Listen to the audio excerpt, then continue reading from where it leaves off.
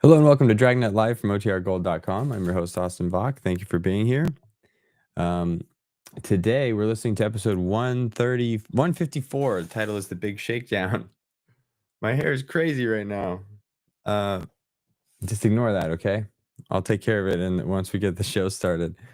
Today's episode, as I said, was 154, The Big Shakedown. If this is your first stream, we're here every Monday, Wednesday, and Friday, listening to one episode of Dragnet to listen to all 310 currently available. I will post this later, but remember how I said I was going to be here every Monday, Wednesday, and Friday? Well, I have kids, and kids are unpredictable. And one of my kids decided to jump off a desk and land on their arm, actually fall off a desk. They didn't intentionally jump. But we have an appointment Friday morning that is conflicting with this stream, and they're going to get a cast on their arm. So my apologies, but we're not going to have a stream on Friday. But what we will have is a members choice stream tonight at 6 p.m. So it's the third Wednesday of the month. So we're doing our members choice stream. This time tonight we're gonna listen to an episode of Escape featuring Jack Webb and Peggy Weber. If you've had a chance to listen to the interview I did with Peggy Weber, she mentions this. This was the first time she worked with Jack Webb, was on this episode of Escape. I won't tell you what the story is, but it's a good one. And so that's what we're going to be listening to tonight at 6 p.m. I hope you can join us. Quick shout out to Nell, So Over It, Paul, Addie, Gil, 7B, and AZ, Alfredo, Life with Roscoe. Thanks for Redshirt Bob sliding in just in time for the shout out. Thank you for being here today. I hope everyone is doing well. And with that, I will share my screen, start the show, and fix my hair. Thanks, everyone.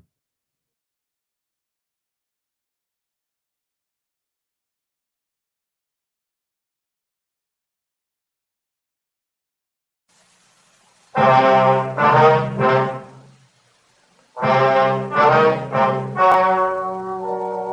story you are about to hear is true. The names have been changed to protect the innocent. Fatima Cigarettes, best of all king-size cigarettes, brings you Dragnet on both radio and television.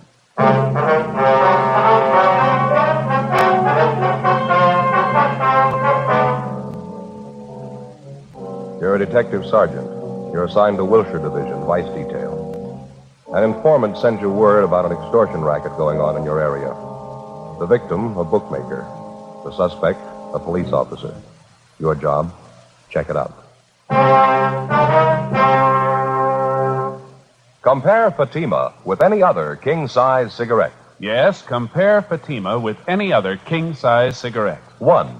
Fatima's length filters the smoke 85 millimeters for your protection. 2. Fatima's length cools the smoke for your protection. 3. Fatima's length gives you those extra puffs, 21% longer than standard cigarette size. Fatima gives you more for your money. And in king-size Fatima, you get an extra mild and soothing smoke, plus the added protection of Fatima quality. Buy Fatima in the bright, sunny yellow pack. Best of all, king-size cigarettes.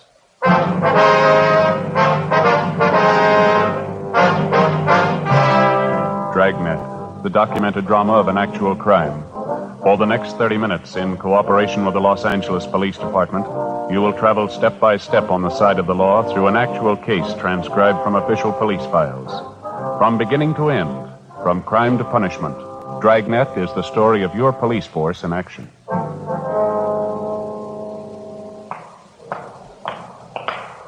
It was Tuesday, October 18th. It was hot in Los Angeles.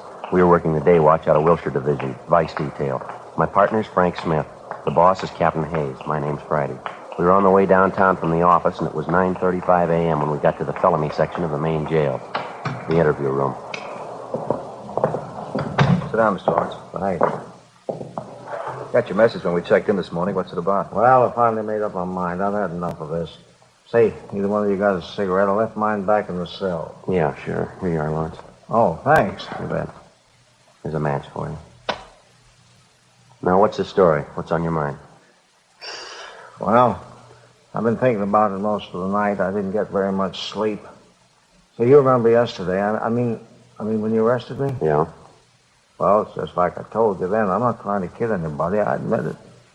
I've been taking a few bets. It wasn't any big operation, though. You know that. Just laying off a few bets for my friends, people in the neighborhood. We know all that, Lawrence. We went through that yesterday, didn't we? Yeah, I know. I just wanted to make sure we got it straight. We're not any big operators. We just ran the bookmaking as a, sideline. Mm-hmm. Business hasn't been too good lately. Had to make it up somehow. I'm sorry, Lawrence. We can't feel bad about it. You were tagged for making book before. You should have learned your lesson. Oh, I know. And I'm not singing the blues. I'm not trying to alibi. I didn't call you down here for that. Well, then, what's this all about? Well, like I told you, I've been thinking about it a lot. I didn't sleep hard at all last night. I finally made up my mind, though. I'm going to get it off my chest if it kills me. All right, what's that? I know, Stooley. I don't want to get anybody in trouble, but there's one thing I believe in, and that's playing it square, no matter what you do. Just like now, Sergeant, I ain't beating about the arrest. You know that. Well, what are you getting at? What do you want to tell us? Oh, all right. Here it is. You know what the record is. I stood a pinch for bookmaking a year and a half ago. I got the thing all squared away, and it came back to my business. I learned my lesson. I didn't want any more trouble, so I laid off the books. All right, fill us in. What about this policeman? I'm getting to it. Just a minute. Hey, I'm sorry. You got another cigarette, please. I'm a little jumpy this morning. Yeah, well, sure you. Thanks. Oh, thanks a lot. Well, like I was saying, when I cleared up the last beef, I forgot all about the horses. I was off them for good. My wife made me promise. I wouldn't have anything more to do with them. We'd just run the business, live on what they made, and we'd get along fine. All right, go ahead. Everything was going fine, too. Business wasn't too good, but we made out. Then the trouble started. Yeah. My oldest boy, that's Harry Jr. Mm-hmm. He had an accident on the job, and he broke his hip.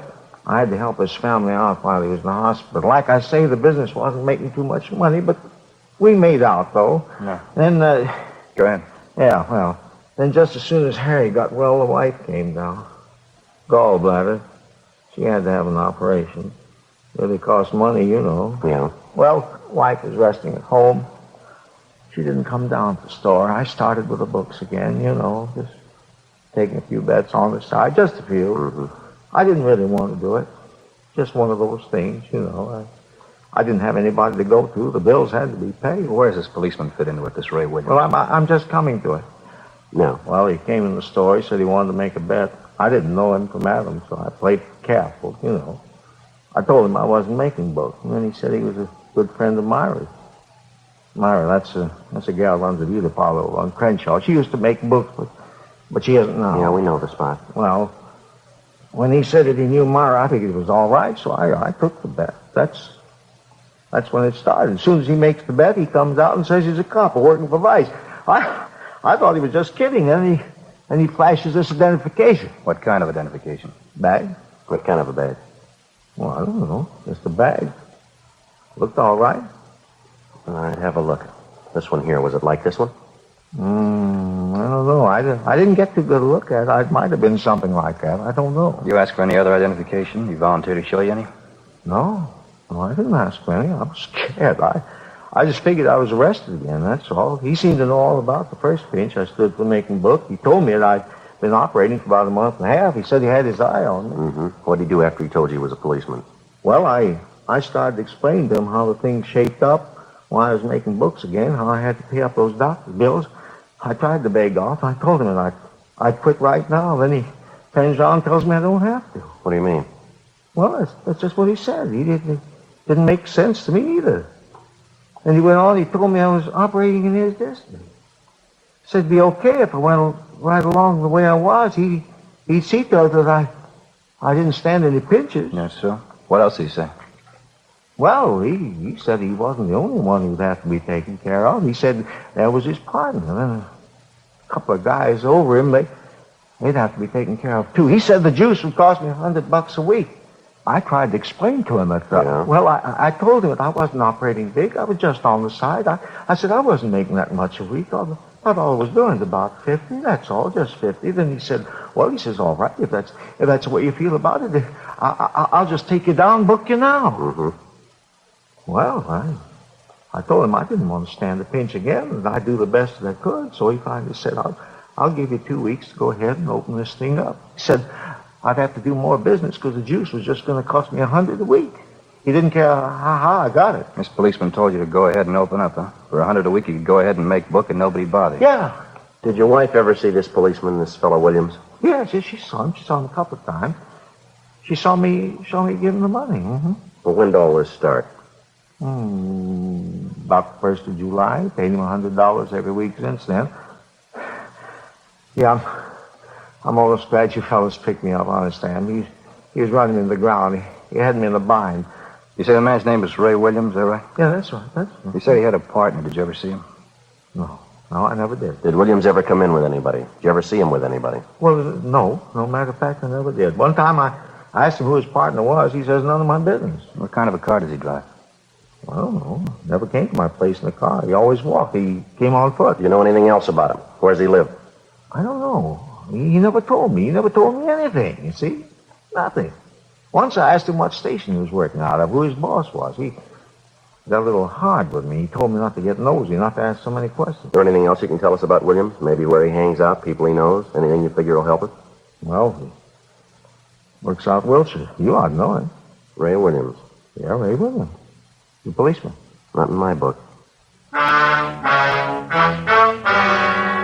Frank and I continued questioning the prisoner, Harold Lawrence, and he gave us a complete description of the extortionist, the man he knew as Officer Ray Williams.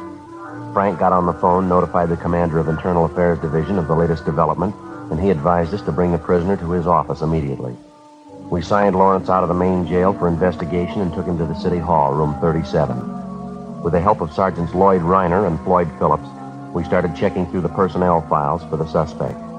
Neither Frank nor myself recognized the name or the description of Williams as given us by Lawrence.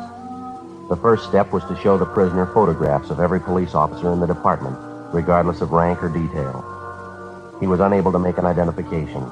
We then showed him photographs of all police officers, retired or otherwise. He failed to identify any of them as Williams. We showed him photographs of all civilian employees of the department. Again, no identification. He was unable to find anyone who even closely resembled the extortionist. Not satisfied with this, the prisoner was shown photographs of all law enforcement agencies' personnel in the area. The same results. No identification. 4:18 p.m. While Reiner and Phillips continued checking on their end, we returned the prisoner to the main jail, and then Frank and I drove out to see his wife, Mrs. Mildred Lawrence. We located her at Lawrence's place of business, a small pet shop just off Wilshire Boulevard. What is it this time? Haven't we got enough trouble? What do you want now? We just got through talking to your husband, ma'am. A few things we'd like to clear up. Like to talk to you a few minutes if we could. You talked to Harry? How is he? He's all right, ma'am. We've been with him all day. We're still looking into the case. Why can't you let him alone? He admitted what he was doing. He wasn't lying. He told you everything. Yes, ma'am. We appreciate that. And why don't you let him alone? Let me alone. Trouble. That's all we've had. Sickness and trouble. No end of it. Well, we realize that, Ms. Lawrence. We don't like to bother you, but there's something we have to straighten out here. I haven't anything to tell you. I'm busy. Left alone here to run the store. No help. I'm sick. Shouldn't even be down here. Let us alone. Let me alone. Harry was wrong. He'll pay for it. We're not asking you for anything. We're asking you for something, ma'am. We'd like you to help us. Help you? Why? Policeman all our life. As far as I'm concerned, you're nothing but trouble. Reason for all our trouble. Well, that's what we'd like to talk to you about, ma'am. I haven't anything to say, I told you. I'm a sick woman. Got a lot of work to do. Do you mind stepping aside there? Got this whole bin of dog food to package up. Can't just stand around and talk. Poor little pups have to be fed. Haven't even cleaned their litter yet. Well, we appreciate how you feel, Ms. Lawrence. We won't take up too much of your time. Can't you give us just a few minutes, Now, please? you listen to me. I've tried to be nice to you. I've got no reason to either. I could tell you a lot of things about policemen, things you wouldn't want to listen to. You think you're so smart.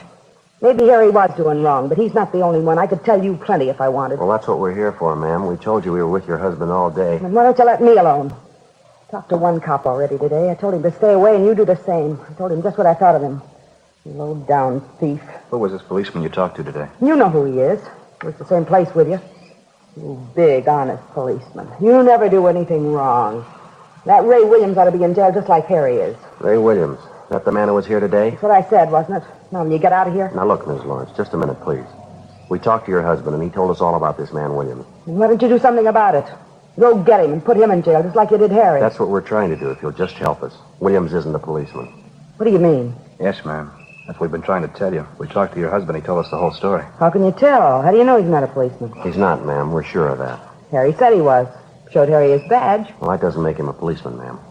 We had your husband look at pictures of every officer in this area. He convinced himself that Williams isn't a policeman. Well, if he isn't a policeman, who is he? That's what we want to find out. Will you help us? Mrs. Lawrence? You'll have to excuse me. I didn't mean to be nasty. Just that I've been sick. All this trouble, Harry in jail. Yes, ma'am, we understand that. Now, you say Williams was here today. About what time was that? It was before lunch, about 11:30, quarter to 12, I think. He came here to get money. That's what he always came for. Did he say he'd be back? No, I told him never to come back. Told him Harry was in jail. All the money we gave him, what good did it do? Said I'd go to the city hall if he ever came back. What'd he say to that? He said Harry had to expect an arrest now and then. I told him Harry wasn't going to get arrested anymore. He was through with all that junk. People like him, too. Uh-huh. And then he swore at me. Called me some real nasty names. Told me I'd better keep my mouth shut or I'd get worse than Harry did. Then he went out and slammed the door. Was he driving a car? Did you notice? No, I never saw him in one. Is there anything you know about Williams at all? I mean, anything that would help us locate him, maybe? No, I don't think so. All I know is he said he was a policeman. His name was Ray Williams. Couldn't Harry tell you anything? Maybe he knows. No, ma'am, he couldn't tell us, ma'am. Oh, excuse me, please. Yes, ma'am. Lawrence's pet shop. Yes? What's that? Oh, what? Hello? He hung up. Ma'am? It was Ray Williams. Said he just drove by here. He saw us. What do you want? Said he saw me talking to you. He knows you're a policeman.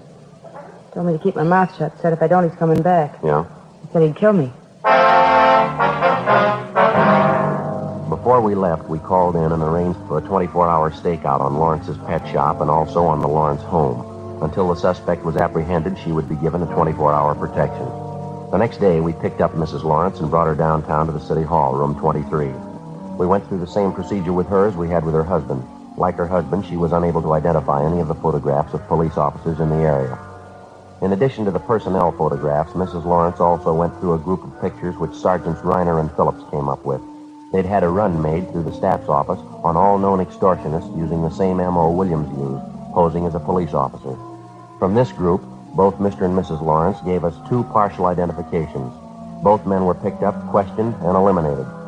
Meantime, we'd gotten out a local broadcast and a teletype was sent to George Brereton, CII Sacramento, asking for assistance in identifying the extortion suspect.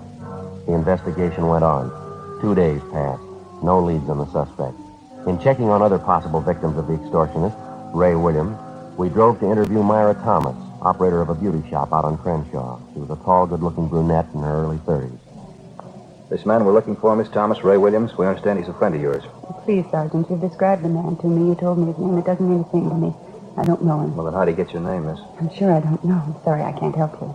Well, now, apparently the man knows you, or he knows about you. I don't think I understand you. What makes you think this man Williams knows me? We've already told you, ma'am. Mr. Lawrence says that when Ray Williams first approached him, he used your name as a means of introduction. Now, it's not a coincidence. I think you'll admit that. Well, I just don't understand what it has to do with me. I know how you feel. I have an idea what you're thinking. I was in trouble once, that bookmaking thing. I learned my lesson, though. I'm through with that business. We're not here about that old arrest, ma'am. We don't want to bother you. Just thought you might be able to help us locate Williams. I'm sorry. I don't think I can. Possibly he might have been using another name, ma'am. I still wouldn't know him. Description doesn't sound like anybody I ever knew. You know the Lawrences pretty well, do you? Yes, I wouldn't say pretty well, but I do know them. Have you seen them lately, either one of them? No, I haven't. You haven't talked with Mrs. Lawrence the last couple of days? No, why? We thought Mrs. Lawrence might have told you what kind of a man this Ray Williams is. What do you mean? What's so bad about posing as a policeman? Well, it's more than that, ma'am. He telephoned Mrs. Lawrence, threatened her if she talked to the police about him. What? Yes, ma'am. He said he'd kill her. Oh, no. Yes, ma'am, that's right. Couldn't be. He wouldn't do a thing like that.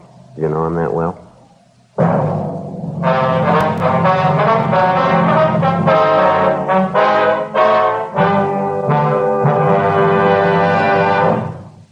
You are listening to Dragnet, authentic stories of your police force in action. Because of its quality, Fatima is the one king-size cigarette that stands out. Here's the practical way to prove that yourself. Compare Fatima with any other king-size cigarette. 1. Fatima's length filters the smoke 85 millimeters for your protection. 2. Fatima's length cools the smoke for your protection. 3. Fatima's length gives you those extra puffs, 21% longer than standard cigarette size. Fatima gives you more for your money. And in king-size Fatima, you get an extra mild and soothing smoke. plus the added protection of Fatima quality. Because of its quality, its extra mildness, and superbly blended tobaccos, more and more smokers coast to coast are switching to Fatima every day. Buy Fatima. Your money back plus postage if you're not convinced Fatima is better than the king-size cigarette you're now smoking. Just return the pack and the unsmoked Fatimas by August 1st, 1952. Fatima, Box 37, New York 1. Add to your smoking enjoyment.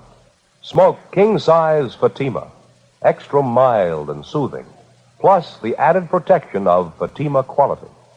Get Fatima in the bright sunny yellow pack. Best of all, king-size cigarettes.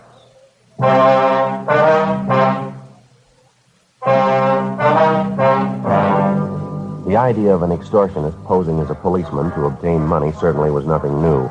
The idea is as old as crime itself. It's one of the most vicious types of extortion in the eyes of law enforcement agencies because so many such cases go unreported to proper authorities by the victims. Usually, the victim is a person of circumstances with something to hide. The extortionist discovers the person's secret by one means or another, and he begins the never-ending process of draining the victim of his last dollar, all under the guise of being a police officer. If the victim's intelligent enough, at the first approach by the extortionist, he takes the matter to the proper authorities. If he isn't, and he's lucky enough eventually to escape the extortion trap, he goes on for the rest of his life believing that a man who was hired to protect him was the source of all his trouble. And for the rest of his life, he hangs on to his idea, and he passes it on to others. A complete disrespect for law and law enforcement officers. Saturday, October 22nd, 2:15 p.m. Frank Smith and I continued questioning the beauty shop operator, Myra Thomas. The more we talked with her, the more we were convinced that she was acquainted with the suspect, Ray Williams. In order to convince her of the suspect's viciousness, we drove her over to see Mrs. Lawrence at the pet shop. After their talk, we drove Myra Thomas back to the beauty shop, and she told us the story. Guess I have to admit it. He certainly had me fooled. I thought he was a policeman. You say he showed you his identification, ma'am. I mean, when he first approached you. Yes, he showed me a badge. It looked authentic to me. And the way he talked, the things he said, I thought he was a policeman. I really did. Now, you've heard our end of the story, Miss Thomas. You've talked to Mrs. Lawrence. Are you willing to help us now? It won't get around, will it? Won't be in the newspapers? They won't get it from us, no. You won't tell my husband, will you? He doesn't have to know all about this. No, ma'am. Not unless you want him to. Well, I don't. We're not getting along too well as it is. Williams is the trouble, too. Guess I should have told you when you first asked me. What's that, miss? Just like the Lawrences, I was paying him off, too. A lot longer than the Lawrences. Every week I paid him, and I couldn't tell anyone. Couldn't even tell my husband. What's that, ma'am? Guess I thought I was smart. The bookmaking thing, I mean. Started taking a few bets from the girls in the shop. Just small ones. I didn't mean anything by it. And Miss Williams came in one day. Said his girlfriend made a bet with me, and he wanted to place one, too. Mm-hmm. Did you take it? Yes, like I told you, I thought I was smart. As soon as I took the bet, he showed me the badge, told me he was a police officer. That's when it started. Same thing, just like the Lawrences. How about after you were arrested, Miss Thomas? What happened with Williams then? Oh, after I got it settled, Williams came back to the shop again. I told him then I was through with the horses. Wouldn't have anything to do with it again. After that, I didn't see him for a while. Sure was glad. You've seen him since? You know where we can locate him now? Oh, no, I don't. I have seen him since, though. You promised me my husband won't know about this. You give me your word. Miss Thomas, if you don't want your husband to know about this, it's your business. He'll never hear it from us. It's got to be that way, believe me. I love my husband. Ray Williams has caused us nothing but trouble. Can't tell you the worry he's caused me. I mean, besides all the money I paid him, too. You mean you're still paying him? Yes, that's right. Every week. You don't know how low that man is. I can't begin to tell you. I thought he was a policeman. Well, why are you still paying him off, ma'am? You mind telling us that? No, I guess I don't mind. I've gone this far. All right. It was while my husband and I were separated. We had a fight. We were separated. I started going out on dates, nothing serious. One night I was out with a fella from out of town. Nice fella. This Ray Williams saw me and the fella sitting in the car. Parking lot right in back of the bar. We were necking. Williams come by and he knew that I saw him. I see. There wasn't anything wrong, really. I love my husband. He wouldn't understand about the fella that night, though. I mean, if Williams ever told him. That's what he's been holding over your head, Henry? Yes, it's more than a year now. I paid him every week. I'll tell you the truth, Sergeant. I can't go on much longer. I can't. Well, you don't have to worry about it anymore. Just help us locate the man. That's all you have to do now. Well, I don't know where he lives, but I know he's going to contact me. He always does. And that's what we'd like to know. How does he contact you? He phones usually once a week, maybe every other week. Calls me and tells me to meet him someplace and bring the money, $50 every week. And you have a regular time that he calls you? No, almost any time. It's never the same day, never the same place I meet him. I haven't heard from him in over a week now. He should be calling pretty soon, I guess. Mm-hmm. Usually call here, or does he phone you at home? Both places. He seems to know where to reach me. I don't know what I'm going to do this time. I just don't know. Ma'am? I haven't got the money for him. I'm broke. $4 or $5, that's all I have. Well, don't worry about it. But he's going to want his payoff. You know that. What am I going to do? This time it's on us. Before we left Myra Thomas at the beauty shop, we had a definite understanding that as soon as she heard from the extortionist, Ray Williams, she was to call us immediately, any time of the day or night. Then we called the office and made arrangements for stakeouts to be placed both at the beauty shop and at Myra Thomas's home in case Williams decided to contact her in person. The Thomas woman was given a plain envelope containing $50 in marked bills, which she was to hand over to the suspect the next time he demanded his regular payoff. 2 days went by. Tuesday, October 25th. No word on the suspect. Thursday, the 27th. Still no word. Saturday morning, October 29th. I got it. Right. Vice detail, Smith. How's that? Oh, yeah. I see. Hold on, huh? Pencil, Joe? Yeah, here you go. What was that place again? Okay. The time? Mm-hmm. Yeah, surely. About half an hour. Yes, ma'am. We'll be there. Goodbye. What do you got, Frank? Anything? Yeah, Myra Thomas. Yeah? He wants to see us. I told her we'd be over in about half an hour. What's the deal? Williams called her. He wants his money. 11:15 a.m. Frank and I got in the car and drove out to see Myra Thomas at her apartment. She told us that the suspect, Ray Williams, had telephoned her shortly before 11 o'clock that morning and set up a date to meet her for his regular payoff at 10 o'clock that night. The designated meeting place was a small nightclub out on Santa Monica Boulevard. The Thomas woman was to meet Williams at the bar. We told her to get there a few minutes ahead of time, and if she happened to spot Frank and I in the nightclub, she was to give no sign of recognition. As far as the actual payoff was concerned, we instructed her to hand over the envelope containing the money to the suspect when he demanded it, without any argument. Shortly after 9 o'clock that night, Frank and I entered the nightclub and got a table directly adjoining the bar. It was a modernistic affair, lighted from below with a blue fluorescent lamp. A 4-piece orchestra was playing at the rear of the place. Nobody was dancing. Only a few of the tables were occupied, but the bar was doing a good business. We waited. 9:30, 9:45. We spotted Myra Thomas as she entered the club. She went to the far end of the bar, sat down on one of the stools, and ordered a highball. 9:50, 10 p.m. We kept waiting. 10:15, 10:30. Still no sign of the suspect. We watched Myra Thomas order another highball. Getting late, Joe. Yeah, what time you got? 25 to 11. Joe, just came in, coming this way, gray suit. Yeah, What do you think? Well, the description fits, doesn't it? Yeah, must be. Going up to Miss Thomas, talking to her. All right. He's got the envelope. All right, just a minute. Let's give him room. He's leaving. Going for the front door. What do you say? All right, let's go. Not wasting any time. Come on, let's hurry. Down the street. Come on. All right, mister, hold it. What's the matter? What do you want? Police officers would like to talk to you. Me? What about? What's the matter? You got your identification? Well, sure, right here. What do you want? We'd like to look at it. Oh, sure, I hear you. Oh, excuse me. That's your badge? Oh, no, it's nothing. Where'd you get that phony badge? Friend of mine? Why, what's the matter? What do you got in your right-hand pocket? Well, nothing, just an envelope. Why? Is there money in that envelope? What'd you say? I said, is there any money in that envelope? Currency. Yeah, I think so. Why? What's the difference? You know the serial numbers on the bills in that envelope? Look, I don't know what you mean, serial numbers on the money. What are you getting at? You got 7 pieces of paper money in that envelope. 3 $10 bills and 4 5s. Yeah, what about it? Extortion, mister. You know the pitch. Now, come on, let's go. Now, hold it. Wait a minute. Let's get this straight, huh? So I got an envelope in my pocket, ordinary envelope. That's supposed to make me a criminal? No, no more than that badge makes you a cop. Come on.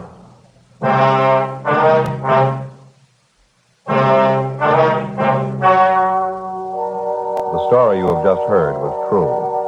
The names were changed to protect the innocent. On January 8th, trial was held in Superior Court, Department 86, City and County of Los Angeles, State of California. In a moment, the results of that trial. Now, here is our star, Jack Webb. Thank you, George Fenneman.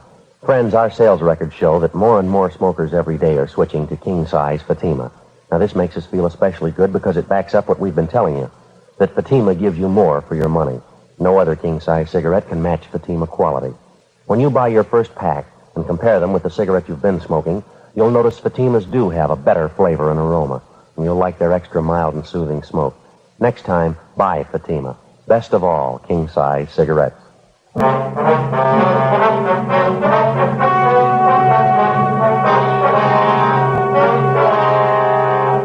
Raymond Edward Williams was tried and convicted of extortion 1 count and impersonating an officer 1 count. He received sentences as prescribed by law and is now serving his term in the state penitentiary. Extortion is punishable by imprisonment for not less than 1 nor more than 10 years. Impersonation of an officer is punishable by a fine of not more than $1,000 or by imprisonment for not more than 1 year or by both such fine and imprisonment. Friends, sometime during the next 2 weeks, you'll be asked to buy a poppy in memory of those who fought to keep freedom alive. Give generously when you're asked, and wear your poppy proudly.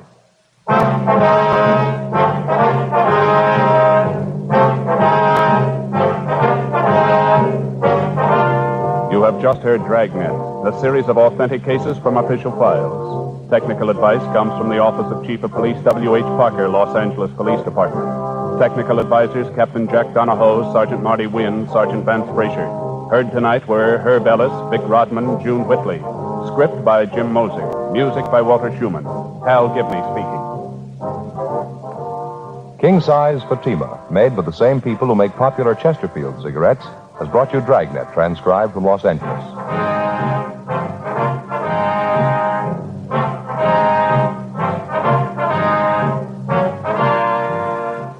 Stay tuned for Counter Spy next on NBC.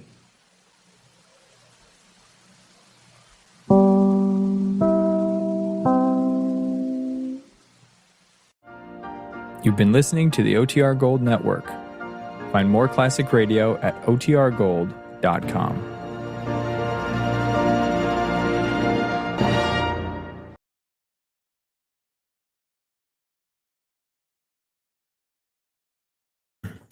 All right. Hope everybody enjoyed that episode. Ad just popped off. Threw everything off. Life with Roscoe, what do you mean? There's an ad in the middle of the stream? Or what happened? Because there shouldn't be. So let me say this. This is a good opportunity to say this. So Addie says... Not Addie, sorry. So Addie's name pop up. But I meant Life with Roscoe. Let's go down the bottom. Says ad just popped off, threw everything off. So my understanding of my YouTube settings, there shouldn't be any ads during, like in the middle of these streams. It might start with one at the beginning, but that's why I have that 60-second countdown. So if you see that, you still don't miss the beginning of the show. But if you're seeing stuff in the mid-roll, like midstream, please tell me, because I want to disable that, because otherwise, yeah, everyone's at a different spot and where they are live, and I don't want that to be the case. And then somebody else thankfully told me that there was a ton of mid-roll ads in my past recordings of things, so I think I've gone back and disabled those. YouTube recently shipped a feature that would let me finish this. YouTube recently kicked off a feature that would automatically insert mid-roll ads and stuff. They say it's intelligent and it will go and find where breaks are, but it seems to do it like way too frequently. So I've dialed that back on the recordings, but the lives shouldn't have it. So my apologies, Roscoe, that you got interrupted. I'm going to go back and double check my settings to make sure that doesn't happen, because I want the lives to be uninterrupted. So I'll take a look at that before our stream at 6 o'clock. So tonight, tune back in, please, at 6 p.m. Pacific. We're going to be listening to we're going to have our Members' Choice live stream. This one was recommended by Life with Roscoe. So Peggy Weber and my interview with her mentioned this specific episode of Escape, where she worked with Jack Webb for the first time. That's the one we're going to be listening to tonight. So tune back in if you're interested in that. And it'll be a good time. And then, as I said at the beginning, and as I've said in the pinned comment, there won't be a Friday stream. I now have to go to the hospital to cast my kid's arm. So currently in a splint and in a sling, but once the swelling goes down, they want to cast it. So that'll happen on Friday morning, which I won't be able to be with you all. So after tonight's stream at 6, our next stream will be Monday morning at 9 a.m. So I hope everyone has a great day, and I hope to see you all tonight. Until then, Be good, stay healthy, and enjoy your day. Bye.